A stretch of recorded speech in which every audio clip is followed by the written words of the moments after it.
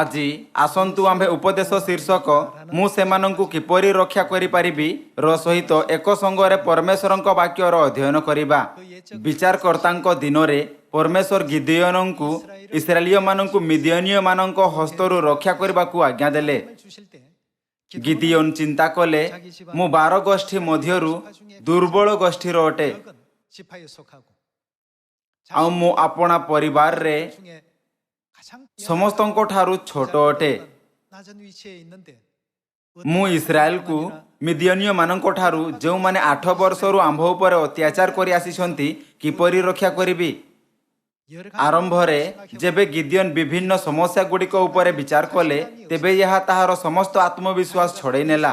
ସେ ଚିନ୍ତା କରିନଥିଲା କି ସେ ଏହି କାର୍ଯ୍ୟ ନିମନ୍ତେ ଆଦୌ ସଠିକ ବ୍ୟକ୍ତି ଥିଲା। ତାହାକୁ ବିଶ୍ୱାସ ନଥିଲା କି ତାହା ପାଖରେ ଇସ୍ରାଏଲୀୟମାନଙ୍କୁ ମିଦିୟାନୀୟମାନଙ୍କ ଠାରୁ ରକ୍ଷା କରିବାର ଶକ୍ତି କିମ୍ବା ନେତୃତ୍ୱ କୌଶଳ ଅଛି। ସେ ପରମେଶ୍ୱରଙ୍କୁ ଏକ ଚିହ୍ନ ଦେବା ନିମନ୍ତେ କହିଲେ କି ସେ ଶେଷ ପର୍ଯ୍ୟନ୍ତ ତାହାଙ୍କ ସଙ୍ଗରେ ରହିବେ। ଏଥିପାଇଁ ପରମେଶ୍ୱର ତାହାକୁ ଏହା ବିଶ୍ୱାସ କରିବାରେ ସାହାଯ୍ୟ କରିବା ପାଇଁ କି ସେ ତାହାଙ୍କ ସଙ୍ଗରେ ଅଛନ୍ତି ତାହାକୁ ଅନେକ ଚିହ୍ନ ଦେଖାଇଲେ। ସେତେବେଳେ ଗିଦିୟନ ପରମେଶ୍ୱରଙ୍କ ଇଚ୍ଛାର ପାଳନ କଲେ। ପ୍ରଥମେ ଗିଦିୟନ ପରମେଶ୍ୱରଙ୍କୁ ପଚାରିଲେ, ମୁଁ ଇସ୍ରାଏଲୀୟମାନଙ୍କୁ କିପରି ରକ୍ଷା କରିବି? ପରମେଶ୍ୱରଙ୍କ ଉତ୍ତର ଥିଲା, କ'ଣ ଆମ୍ଭେ ତୁମ୍ଭ ସଙ୍ଗରେ ନାହିଁ? କେବଳ ପରମେଶ୍ୱର ହିଁ ଉତ୍ତର ଥିଲେ। କ'ଣ ଆମ୍ଭେ ତୁମ୍ଭ ସଙ୍ଗରେ ନାହିଁ? ଆମ୍ଭେ କହିଲୁ କି ଏହି କାର୍ଯ୍ୟରେ ତୁମ୍ଭର ସାହାଯ୍ୟ କରିବା ଏବଂ ଇସ୍ରାଏଲୀୟମାନଙ୍କୁ ରକ୍ଷା କରିବା। ପୁଣି ତୁମ୍ଭକୁ ଆଉ କେଉଁ ଉପକରଣ କିମ୍ବା କୌଣସି ବ୍ୟକ୍ତିର ଆବଶ୍ୟକତା ଅଛି?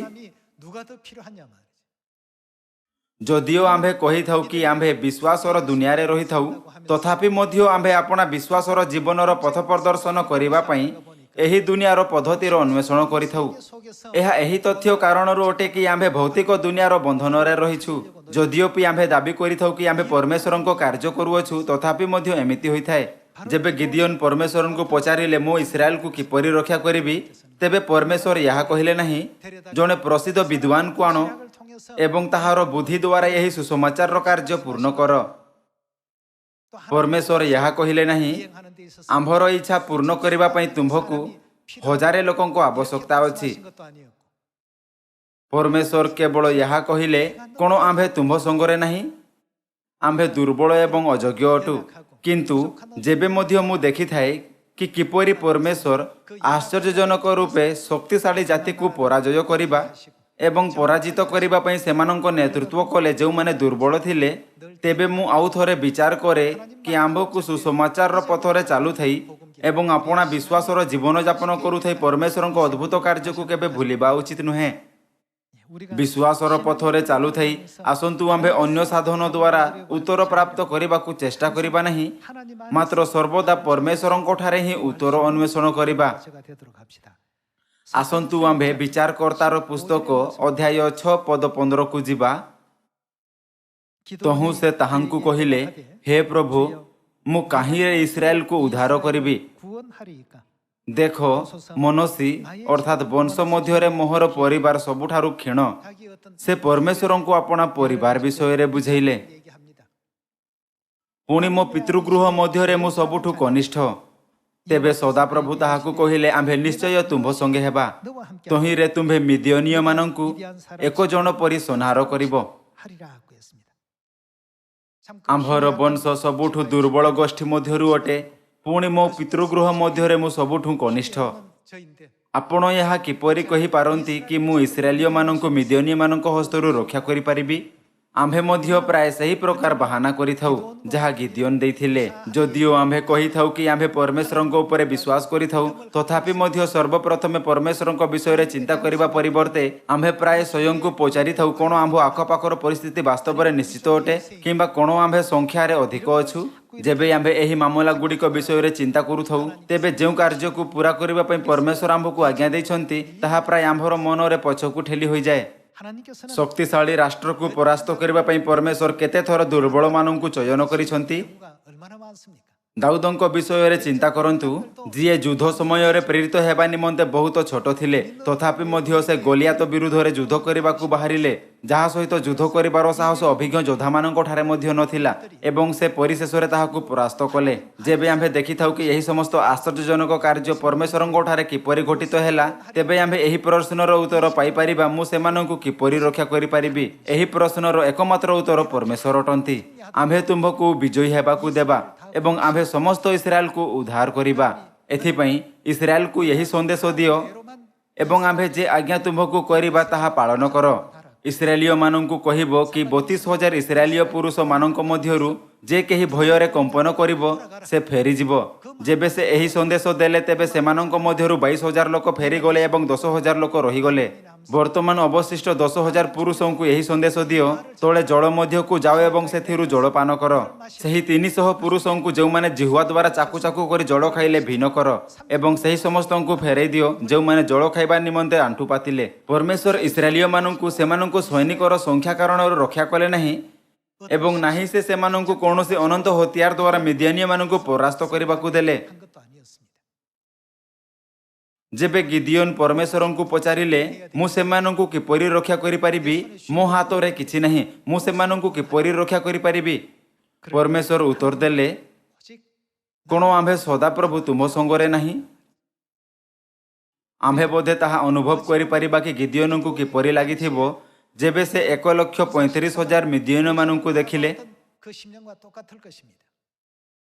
ଆମ୍ଭେ ଚିନ୍ତା କରିପାରିବା ସମସ୍ତ 7.8 ଆରବ ଲୋକଙ୍କୁ ସୁସମାଚାର ପ୍ରଚାର କେବେ କରାଯିବ? ପରମେଶ୍ୱରଙ୍କ ଉପରେ ବିଶ୍ୱାସ କରିବା ଠାରୁ ଅଧିକ ପରମେଶ୍ୱର ଆମ୍ଭଠାରୁ କିଛି ଚାହାନ୍ତି ନାହିଁ। ସମସ୍ତ ବସ୍ତୁର ଯତ୍ନ କିଏ ରଖନ୍ତି?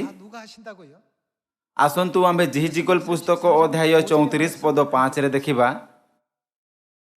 ପୁଣି କେହି ପାଳକ ନଥିବାରୁ ସେମାନେ ଛିନ୍ନ ଭିନ୍ନ ହୋଇଗଲେ ଓ କ୍ଷେତ୍ରସ୍ଥ ପଶୁଗଣର ଖାଦ୍ୟ ହୋଇ ଛିନ୍ନ ଭିନ୍ନ ହେଲେ।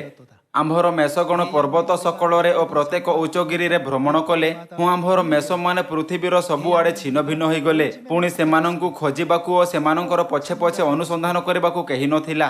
ଏହେତୁ ହେ ପଲଗଣ, ତୁମେମାନେ ସଦାପ୍ରଭୁଙ୍କର ବାକ୍ୟ ଶୁଣ। ପ୍ରଭୁ ସଦାପ୍ରଭୁ କହନ୍ତି, ଆମ୍ଭେ ଜୀବିତ ଥିବା ପ୍ରମାଣେ ନିଶ୍ଚୟ କେହି ପାଳକ ନଥିବାରୁ ଆମ୍ଭର ମେଷମାନେ ଲୁଟିତ ହେଲେ ଓ ଆମ୍ଭର ମେଷମାନେ କ୍ଷେତ୍ରସ୍ଥ ପଶୁ ସକଳର ଖାଦ୍ୟ ହେଲେ। ଆସନ୍ତୁ ପଦ 11 ଦେଖିବା। କାରଣ ପ୍ରଭୁ ସଦାପ୍ରଭୁ ଏହି କଥା କହନ୍ତି, ଦେଖ ଆମ୍ଭେ ନିଜେ କ'ଣ କରିବା? ଆମ୍ଭେ ହିଁ ନିଜ ମେଷଗଣର ଅନ୍ୱେଷଣ କରି ସେମାନଙ୍କର ତତ୍ୱାନୁସନ୍ଧାନ କରିବା। ଆସନ୍ତୁ ପଦ 12 ଦେଖିବା। କୌଣସି ପାଳକ ଆପଣା ଛିନ୍ନ ଭିନ୍ନ ମେଷଗଣର ମଧ୍ୟରେ ଥିବା ଦିନ ଯେପରି ଆପଣା ପଲର ତତ୍ୱାନୁସନ୍ଧାନ କରେ, ସେପରି ଆମ୍ଭେ ଆପଣା ମେଷଗଣର ତତ୍ୱାନୁସନ୍ଧାନ କରିବା। ଆଉ ମେଘାଚ୍ଛନ୍ନ ଓ ଅନ୍ଧକାର ଦିନରେ ସେମାନେ ଯେ ଯେ ସ୍ଥାନରେ ଛିନ୍ନ ଭିନ୍ନ ହୋଇଅଛନ୍ତି ସେ ସକଳ ସ୍ଥାନରୁ ସେମାନଙ୍କୁ ଉଦ୍ଧାର କରିବା। ଆମ୍ଭେ ପରମେଶ୍ୱର କ'ଣ କରିବା? ନାନା ଗୋଷ୍ଠୀମାନଙ୍କ ମଧ୍ୟରୁ ସେମାନଙ୍କୁ ବାହାର କରି ଆଣିବା। ଏହା କିଏ କରିବେ? ପରମେଶ୍ୱର ସ୍ୱୟଂ ସେମାନଙ୍କୁ ନାନା ଦେଶରୁ ବାହାର କରିବେ ଏବଂ ସେ ନାନା ଦେଶରୁ କ'ଣ କରିବେ? ସେ ସ୍ୱୟଂ ସେମାନଙ୍କୁ ସଂଗ୍ରହ କରିବେ। ପରମେଶ୍ୱର ଏମିତି ଅନ୍ୟ କାହାରି ଦ୍ୱାରା କରିବେ ନାହିଁ, ଯେମିତି ପ୍ରସିଦ୍ଧ ଭାବବାଦୀ ମୋଶା କିମ୍ବା ଭାବବାଦୀ ଜିସାୟ କିମ୍ବା ଶାରୀରିକ ରାଜା ଦାଉଦ ଯାହା ପାଖରେ ମହାନ ନେତୃତ୍ୱ କୌଶଳ ଥିଲା, କିମ୍ବା ସୋଲୋମନ ଯିଏ ଆପଣା ଅନୁକରଣୀୟ ଜ୍ଞାନ ନିମନ୍ତେ ଜଣାଶୁଣା। ଏହା ପରିବର୍ତ୍ତେ ପରମେଶ୍ୱର କହିଲେ, ଆମ୍ଭେ ଏହା କରିବା। ନାନା ଦେଶରୁ ସେମାନଙ୍କୁ ସଂଗ୍ରହ କରି ସେମାନଙ୍କ ନିଜ ଦେଶକୁ ଆଣିବା। ପୁଣି ଆମ୍ଭେ ସେମାନଙ୍କୁ ଇସ୍ରାଏଲର ପର୍ବତ ସକଳରେ ଜଳପ୍ରବାହର ନିକଟରେ ଓ ଦେଶର ସକଳ ବସତି ସ୍ଥାନରେ ଚରାଇବା। ଆସନ୍ତୁ ପଦ 14 ଦେଖିବା। ଆମ୍ଭେ ଉତ୍ତମ ଚରଣୀ ସ୍ଥାନରେ ସେମାନଙ୍କୁ ଚରାଇବା। ପୁଣି ଇସ୍ରାଏଲର ଉଚ୍ଚସ୍ଥଳୀର ପର୍ବତ ଗଣର ଉପରେ ସେମାନଙ୍କର ଖୁଆଡ଼ ହେବ। ସେହି ସ୍ଥାନରେ ସେମାନେ ଉତ୍ତମ ଖୁଆଡ଼ ମଧ୍ୟରେ ଶୟନ କରିବେ ଓ ଇସ୍ରାଏଲର ପର୍ବତମାନର ଉପରେ ପୁଷ୍ଟିକରଣ ଚରଣୀ ସ୍ଥାନରେ ସେମାନେ ଚରିବେ। ପ୍ରଭୁ ସଦାପ୍ରଭୁ କହନ୍ତି, ଆମ୍ଭେ ନିଜେ ଆପଣା ମେଷଗଣକୁ ଚରାଇବା ଓ ଆମ୍ଭେ କ'ଣ କରିବା? ଆମ୍ଭେ ସ୍ୱୟଂ ସେମାନଙ୍କୁ ଶୟନ କରାଇବା। ଯେ ହଜିଥିଲା କିଏ ତାହା ଅନ୍ୱେଷଣ କରିବେ? ଆମ୍ଭେ ତାହାର ଅନ୍ୱେଷଣ କରିବା ଓ ଯେ ତାଡ଼ିତ ହୋଇଥିଲା ତାହାକୁ ପୁନର୍ବାର ଆଣିବା। କିଏ ଏହା କରିବେ? ପରମେଶ୍ୱର। ପୁଣି ଭଗ୍ନାଙ୍ଗର କ୍ଷତ ବାନ୍ଧିବା। କିଏ ଭଗ୍ନାଙ୍ଗର କ୍ଷତ ବାନ୍ଧିବ? ଓ ପୀଡ଼ିତକୁ ସବଳ କରିବା। କିଏ ଏହା କରିବେ? ପରମେଶ୍ୱର। ଆଉ ହୃଷ୍ଟପୃଷ୍ଟ ଓ ବଳବାନକୁ ସଂହାର କରିବା। ଆମ୍ଭେ ନ୍ୟାୟ ମତେ ସେମାନଙ୍କୁ ପାଳନ କରିବା। ପୁଣି ହେ ଆମ୍ଭର ପୋଲ, ତୁମମାନଙ୍କ ବିଷୟରେ ପ୍ରଭୁ ସଦାପ୍ରଭୁ ଏହି କଥା କହନ୍ତି, ଦେଖ ଆମ୍ଭେ ପଶୁ ଓ ପଶୁର ମଧ୍ୟରେ ମେଷ ଓ ଛାଗଗଣର ମଧ୍ୟରେ ବିଚାର କରୁ। ଏଠାରେ ଆମ୍ଭେ ଦେଖିପାରିବା କି ଏହି ସମସ୍ତ ପରମେଶ୍ୱରଙ୍କ ଦ୍ୱାରା କରାଯାଇଅଛି। ହେ ପ୍ରଭୁ, ଆମ୍ଭ ଚତୁଃପାର୍ଶ୍ୱରେ ଦେଖନ୍ତୁ, ଆମ୍ଭମାନଙ୍କ ନିକଟରେ ମିଦିଆନୀୟ ସେନାଙ୍କ ଯେତିକି ଯୋଦ୍ଧା ନାହିଁ ଏବଂ ଆମ୍ଭେ ସେତିକି ଶକ୍ତିଶାଳୀ ନାହିଁ ଯେତିକି ସେମାନେ ଅଛନ୍ତି। ଆମ୍ଭ ପାଖରେ କୌଣସି ମହାନ ଜ୍ଞାନ ନାହିଁ। ମୁଁ ଇସ୍ରାଏଲକୁ କାହା ଦ୍ୱାରା ରକ୍ଷା କରିପାରିବି? ମୋତେ ଜଣା ନାହିଁ କ'ଣ କରିବାର ଅଛି। ସେମାନଙ୍କ ପାଖରେ କୌଣସି ଉତ୍କୃଷ୍ଟ ଉପକରଣ କିମ୍ବା ହତିଆର ନଥିଲା ଏବଂ ସେମାନଙ୍କ ସଂଖ୍ୟା ମିଦିଅନୀୟମାନଙ୍କ ଠାରୁ କମ୍ ଥିଲା। ତେବେ ପୁଣି ଆମ୍ଭେ କିପରି ବିଜୟୀ ହୋଇପାରିବା? ପରମେଶ୍ୱର ତାହାକୁ ଉତ୍ତର ଦେଲେ। ସେ ଏହା କହିଲେ ନାହିଁ, ହେ ଗିଦୋନ, ତୁମ୍ଭେ ଯାଅ ଏବଂ ଆପଣା ଯୁକ୍ତି ଓ ବୁଦ୍ଧିରେ ଏହି କାର୍ଯ୍ୟ କର। ଏହା ପରିବର୍ତ୍ତେ ପରମେଶ୍ୱର କହିଲେ, କେବଳ ଏହା କର ଯାହା ଆମ୍ଭେ ତୁମ୍ଭକୁ କରିବାକୁ କହିବା। ଏହା ତାହା ଅଟେ ଯାହା ଆମ୍ଭେ ଭାବବାଦୀମାନଙ୍କୁ କରିବା ଉଚିତ ଏବଂ ଏହା ପରମେଶ୍ୱରଙ୍କ ସେବକମାନଙ୍କ ଭୂମିକା ଅଟେ। ସେ କିଏ ଅଟନ୍ତି ଯେ ଠିକ୍ ସମୟରେ ଏହା ଶୀଘ୍ରତାରେ କରିବେ? ପରମେଶ୍ୱର କହିଲେ, ଆମ୍ଭେ ସଦାପ୍ରଭୁ ଏହା ଶୀଘ୍ରତାରେ କରିବା। କ'ଣ ହେବ ଯଦି ଆମ୍ଭେ କେବଳ ବୁଦ୍ଧିମାନ ଲୋକ ଏବଂ ଏମିତି ଲୋକ ଯାହା ପାଖରେ ବହୁତ ଜ୍ଞାନ ଅଛି ଏବଂ ବୁଦ୍ଧିର ମହାନ ହତିଆର ଖୋଜିବାର ଚେଷ୍ଟା କରିବା ଏବଂ ପରମେଶ୍ୱରଙ୍କୁ ଅନ୍ୱେଷଣ କରିବା ବନ୍ଦ କରିଦେବା? ଏହି ମାମଲାରେ ସୁସମାଚାରର କାର୍ଯ୍ୟ କ'ଣ ହେବ? ଏହା କେବଳ ଏହାକୁ ପୂରା କରିବାର ସମୟକୁ ବଢ଼ାଇବ। ଆମ୍ଭମାନଙ୍କ ପାଖରେ ଭବିଷ୍ୟତର ଚକ୍ଷୁ ହେବା ଆବଶ୍ୟକ ଏବଂ ଆମକୁ ଭବିଷ୍ୟବାଣୀ ଅନୁସାରେ ଜୀବନଯାପନ କରିବା ଉଚିତ। ଏହି ସମସ୍ତ କାମ ପରମେଶ୍ୱର କରନ୍ତି। କ'ଣ ଏହି କାରଣ ନୁହେଁ କି ପରମେଶ୍ୱର କହିଲେ, ଆଜ୍ଞା ପାଳନ କରିବା ବଳି ଉତ୍ସର୍ଗ କରିବା ଠାରୁ ଉତ୍ତମ ଅଟେ? ଯଦି ପରମେଶ୍ୱର କହନ୍ତି 32,000 ପୁରୁଷ ବହୁତ ଅଧିକ ଅଛନ୍ତି, ସଂଖ୍ୟା କମ୍ କର, ତେବେ ଆମ୍ଭକୁ ସଂଖ୍ୟା କମ୍ କରିବା ଉଚିତ। ଯଦି ପରମେଶ୍ୱର କହନ୍ତି ବର୍ତ୍ତମାନ ମଧ୍ୟ 10,000 ପୁରୁଷ ବହୁତ ଅଧିକ ଅଛନ୍ତି, ସଂଖ୍ୟା କମ୍ କର, ତେବେ ଆମ୍ଭକୁ ସଂଖ୍ୟା କମ୍ କରିବା ଉଚିତ। ଗିଦିଓନ ଯାହା ଭଲ କଲେ ତାହା ଏହା ଥିଲା କି ସେ ପରମେଶ୍ୱରଙ୍କ ଆଜ୍ଞା ପାଳନ ଏବଂ ତାହା କଲେ ଯାହା ପରମେଶ୍ୱର ତାହାକୁ କରିବାକୁ କହିଲେ। ଯେବେ ସେ ତାହା କଲେ ଯାହା ପରମେଶ୍ୱର ତାହାକୁ କରିବାକୁ କହିଥିଲେ, ତେବେ ଇସ୍ରାଏଲୀୟକୁ ବିଜୟ ପ୍ରାପ୍ତ ହେଲା। ସଂଜ୍ଞା ଅନୁଯାୟୀ ମିଦିଓନୀୟ ସେନା କାହା ବିରୁଦ୍ଧରେ ଯୁଦ୍ଧ କଲେ? ସେମାନେ ପରମେଶ୍ୱରଙ୍କ ବିରୁଦ୍ଧରେ ଯୁଦ୍ଧ କଲେ। ତେବେ କ'ଣ ଏହା ସ୍ୱାଭାବିକ ନୁହେଁ କି ବିଜୟ ନିଶ୍ଚିତ ରୂପେ ପରମେଶ୍ୱରଙ୍କ ପକ୍ଷରେ ହେବ? ଇସ୍ରାଏଲୀୟମାନେ କ'ଣ କଲେ? ସେମାନେ କେବଳ ତାହା କଲେ ଯାହା ପରମେଶ୍ୱର ସେମାନଙ୍କୁ କରିବା ପାଇଁ କହିଥିଲେ। ଯେବେ ସେମାନଙ୍କୁ ଯୁଦ୍ଧ କରିବାକୁ ପୁରୁଷମାନଙ୍କ ସଂଖ୍ୟା କମ୍ କରିବାକୁ କୁହାଗଲା, ତେବେ ସେମାନେ ଏମିତି ହିଁ କଲେ ଏବଂ ଯେବେ ସେମାନଙ୍କୁ ଜଳପାନ କରିବାକୁ କୁହାଗଲା, ତେବେ ସେମାନେ ଏମିତି ହିଁ କଲେ ଏବଂ ଯେବେ ସେମାନଙ୍କୁ ଅସହର ମାମଲାକୁ ଲୁଚାଇବା ନିମନ୍ତେ କୁହାଗଲା, ତେବେ ସେମାନେ ଏମିତି ହିଁ କଲେ। ସେମାନେ କେବଳ ତାହା ହିଁ କଲେ ଯାହା ସେମାନଙ୍କୁ କରିବାକୁ କୁହାଯାଇଥିଲା। ସେମାନଙ୍କ ପାଖରେ ପରମେଶ୍ୱରଙ୍କ ବ୍ୟତୀତ କୌଣସି ସାମରିକ ରଣନୀତିଜ୍ଞ ନଥିଲା, ନାହିଁ ସେମାନଙ୍କ ପାଖରେ କୌଣସି ଯୋଗ୍ୟ ସୈନ୍ୟ ନେତା ଥିଲା।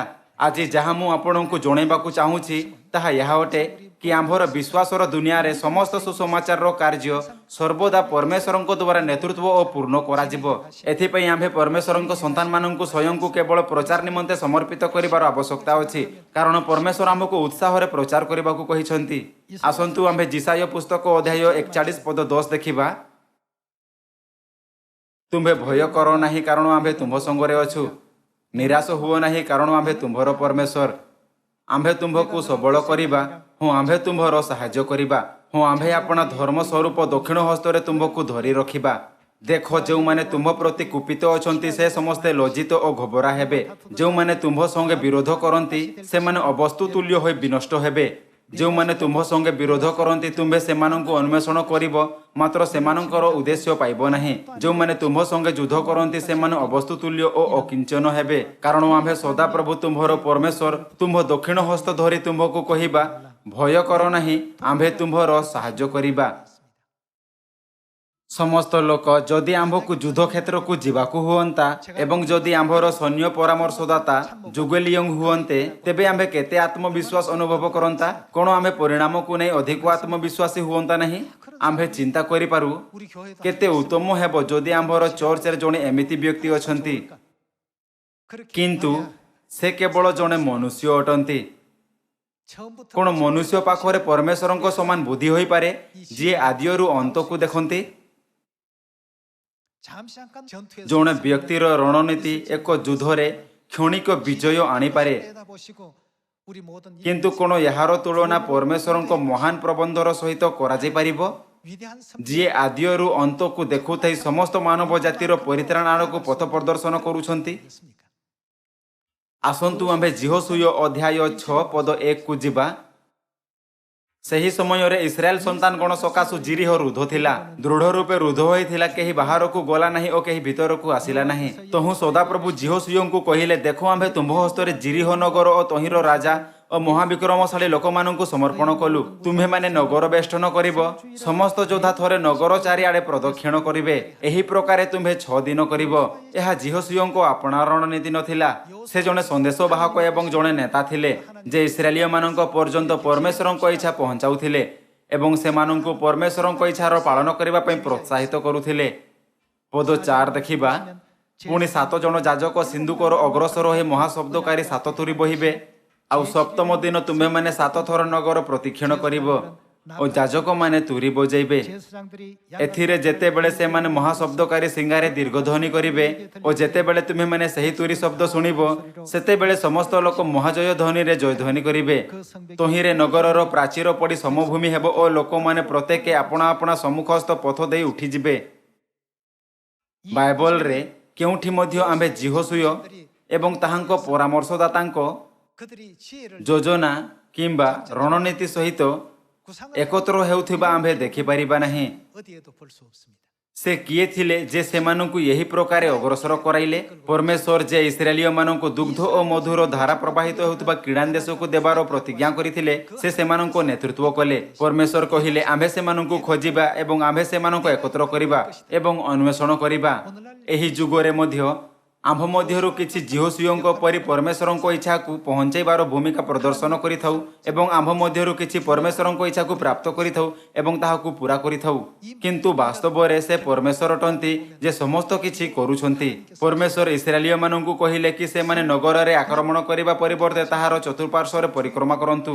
ଏହା ପରମେଶ୍ୱରଙ୍କ ପଦ୍ଧତି ଥିଲା, ଯିଏ ଇସ୍ରାଏଲୀୟମାନଙ୍କୁ ସେମାନଙ୍କ ବିଜୟ କରାଇଲେ। ସମସ୍ତ ଲୋକ ଏହି ପ୍ରକାରେ ସୁସମାଚାରର କାର୍ଯ୍ୟ ମଧ୍ୟ ପୂର୍ଣ୍ଣ କରାଯାଏ। ଯେବେ ପରମେଶ୍ୱର ଆମ୍ଭକୁ ପ୍ରଚାର କରିବାକୁ କହନ୍ତି, ତେବେ ଆମ୍ଭକୁ କେବଳ ମନ ଦେଇ ପ୍ରଚାର କରିବାର ଆବଶ୍ୟକତା ହୋଇଥାଏ ଏବଂ ଯେବେ ପରମେଶ୍ୱର କହନ୍ତି ନଗରର ଚତୁଃପାର୍ଶ୍ୱରେ ପରିକ୍ରମା କର, ତେବେ ଆମ୍ଭକୁ କେବଳ ଏହାର ଚତୁଃପାର୍ଶ୍ୱରେ ପରିକ୍ରମା କରିବା ଆବଶ୍ୟକ ଅଟେ। ଯେବେ ପରମେଶ୍ୱର କହନ୍ତି ଜୟଧ୍ୱନି କର, ତେବେ ଆମ୍ଭକୁ କେବଳ ଜୟଧ୍ୱନି କରିବାର ଆବଶ୍ୟକତା ଅଛି। କିନ୍ତୁ ଯଦି କେହି ଭୟ କାରଣରୁ ଜୟଧ୍ୱନି କରିବାରେ ବିଫଳ ରହେ, ତେବେ ପରମେଶ୍ୱରଙ୍କୁ ଅନୁତାପ ହେବ କି ସେ ସେହି ବ୍ୟକ୍ତିକୁ ବାଛିଲେ। କେବଳ ଯେବେ ସେମାନେ ଚିତ୍କାର କଲେ, ଯେମିତିକି ସେମାନଙ୍କୁ କୁହାଯାଇଥିଲା, ତେବେ ପରମେଶ୍ୱର ଜିରିହ ନଗରକୁ ସମଭୂମି କରିବାର ପ୍ରସ୍ତୁତି କରିଥିଲେ।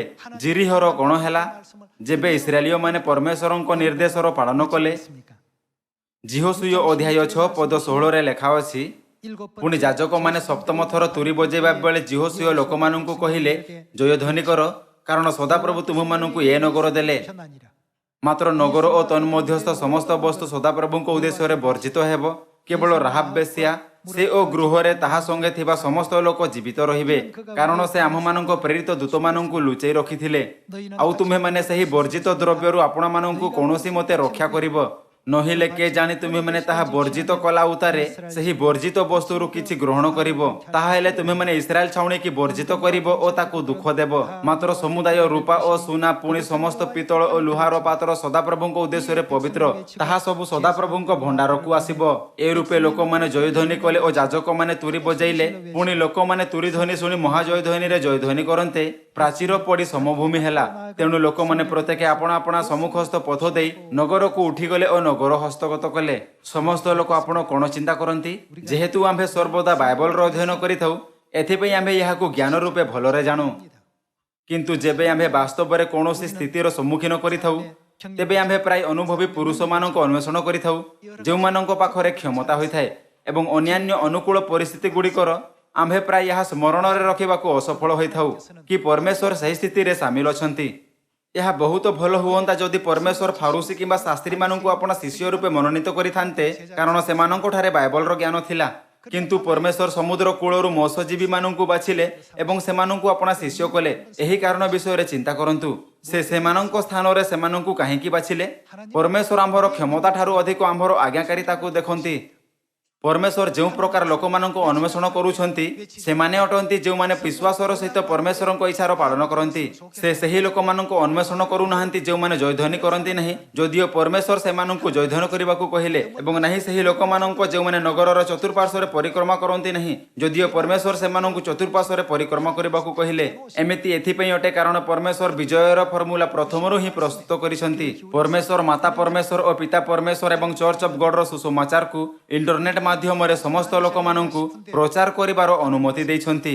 ଯଦି ଆମ୍ଭେ ପ୍ରତ୍ୟେକ ଥର ପରମେଶ୍ୱରଙ୍କ ବାକ୍ୟ ଉପରେ ଧ୍ୟାନ ଦେବା ଏବଂ ତାହାଙ୍କ ପାଳନ କରିବା, ତେବେ ଆମ୍ଭେ ଦିନେ ଚିନ୍ତା କରିବା आम्भे यही समस्त लोक माननकु केबे प्रचार कलु जेबे आम्भ मध्यरु प्रत्येक 10 जन को प्रचार करूअछु तेबे परमेश्वर 1000 एवं 10,000 लोक माननकु प्रचार करूछंती जेबे आम्भे केवल बुलुअछु परमेश्वर प्रथमरु ही याहाकु पतन करूछंती आम्भकु यह ध्यान रखिबार आवश्यकता अछि कि परमेश्वर सर्वदा यही महान कार्यर केन्द्र रे अछंती परमेश्वर एमिति लोक माननको अन्वेषण रे अछंती जो माननको पाखरे परमेश्वरଙ୍କ शिष्य हेबार विश्वास अछि नाही अनुभवी लोक किंबा महान दक्षता किंबा ज्ञान थिबा व्यक्तिर परमेश्वर नोह एवं अब्राहम जेमिति विश्वासयोग्य लोक माननको अन्वेषण करूछंती जेहेतु परमेश्वर एही समस्त लोक माननको अन्वेषण करिबाकू चाहंती एवं सुसमाचार रो महान कार्य को पूरा करिबाकू चाहंती मु आपनको विश्वासयोग्य संतान हेबा पई कहिबाकू चाहिबी जे सर्वदा परमेश्वरଙ୍କ वाक्य उपरे ध्यान देइथाय एवं ताहार पालन करिथाय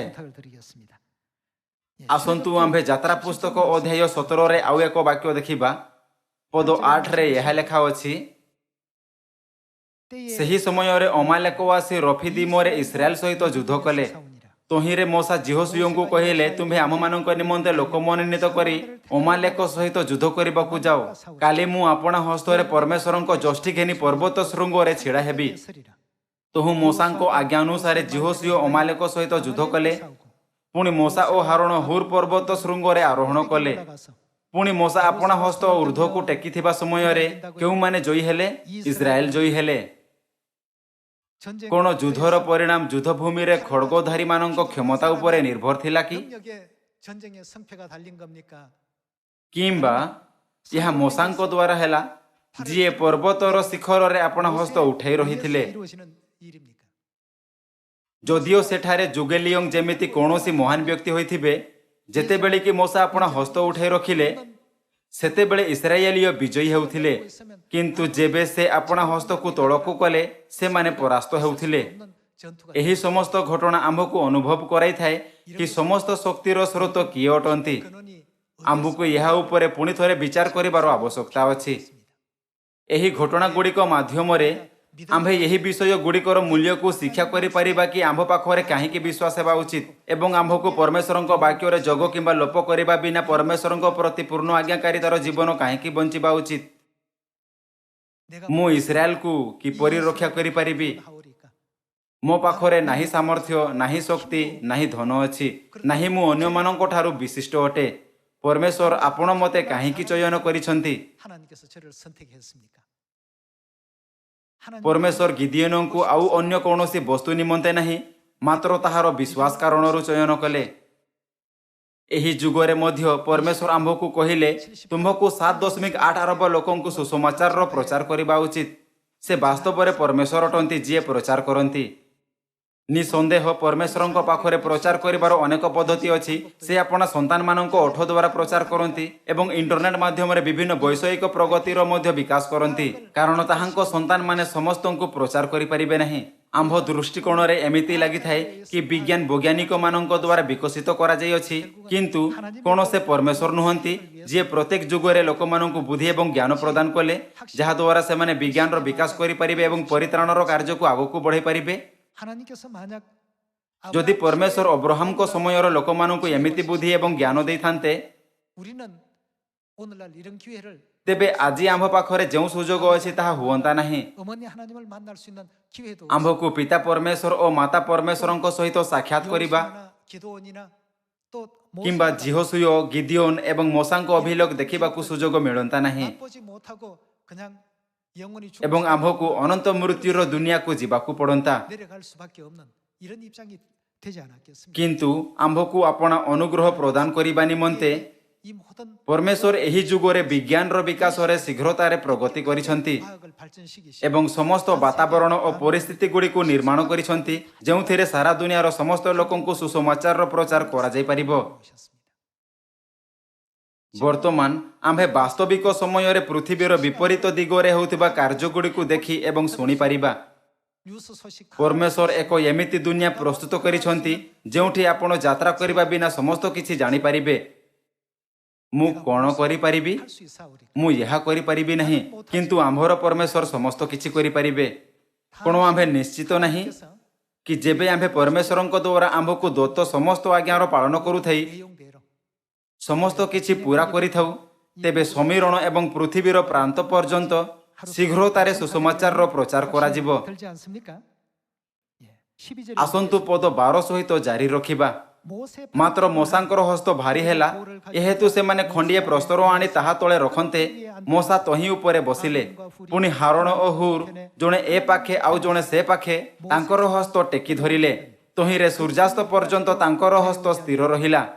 ଏଣୁ ଜିହୋଶୁୟ ଅମାଲେକକୁ ଓ ତାହାର ଲୋକମାନଙ୍କୁ ଖଡ୍ଗଧାରରେ ପରାସ୍ତ କଲେ। ଅନନ୍ତର ସଦାପ୍ରଭୁ ମୂଷାଙ୍କୁ କହିଲେ, ଏହି କଥା ସ୍ମରଣାର୍ଥେ ପୁସ୍ତକରେ ଲେଖି ରଖ, ପୁଣି ଜିହୋଶୁୟର କର୍ଣ୍ଣଗୋଚରରେ ତାହା ପାଠ କର। କଣ ଏହାର ଅର୍ଥ ଏହା ନୁହେଁ କି ଏହାକୁ ଭୁଲନ୍ତୁ ନାହିଁ, ଯଥା ଆମ୍ଭେ ଆକାଶ ତଳରୁ ଅମାଲେକର ସ୍ମରଣ ଲୋପ କରିବା। ତହିଁରେ ମୂଷା ଗୋଟିଏ ବେଦୀ ନିର୍ମାଣ କରି ତହିଁର ନାମ ଜିହୋବା ନିସି ରଖିଲେ। ପୁଣି ସେ ସଦାପ୍ରଭୁଙ୍କ ଧ୍ୱଜାରେ ହସ୍ତ ଦେଇ କହିଲେ, ପୁରୁଷାନୁକ୍ରମେ ଅମାଲେକ ସହିତ ସଦାପ୍ରଭୁଙ୍କର ଯୁଦ୍ଧ ହେବ। ଆମ୍ଭେ ମନୁଷ୍ୟମାନେ ଚିନ୍ତା କରିଥାଉ ସମସ୍ତ ବସ୍ତୁର ପରିଣାମ ଲୋକମାନଙ୍କ ମଧ୍ୟରେ ଥିବା ସମ୍ବନ୍ଧ କାରଣରୁ ଆସିଥାଏ। କିନ୍ତୁ ବାସ୍ତବରେ ଏକ ବିଜୟର ଫର୍ମୁଲା ଅଛି, ଯାହାକୁ ପରମେଶ୍ୱର ପ୍ରଥମରୁ ହିଁ ଆତ୍ମିକ ଦୁନିଆରେ ଲାଗୁ କରିଛନ୍ତି। ଏଥିପାଇଁ ସେ ଏହି ପୃଥିବୀରେ ମନୁଷ୍ୟମାନଙ୍କୁ ଏମିତି ରହିବାକୁ ନିର୍ଦ୍ଦେଶ ଦିଅନ୍ତି। ଯଦି ଆମ୍ଭେ ସେହି ପଦ୍ଧତିର ପାଳନ କରିଥାଉ, ତେବେ ଆମ୍ଭେ ନିଶ୍ଚିତ ରୂପେ ସେହି ପରିଣାମ ପ୍ରାପ୍ତ କରିପାରିବା ଯାହା ପରମେଶ୍ୱର ପ୍ରସ୍ତୁତ କରିଛନ୍ତି।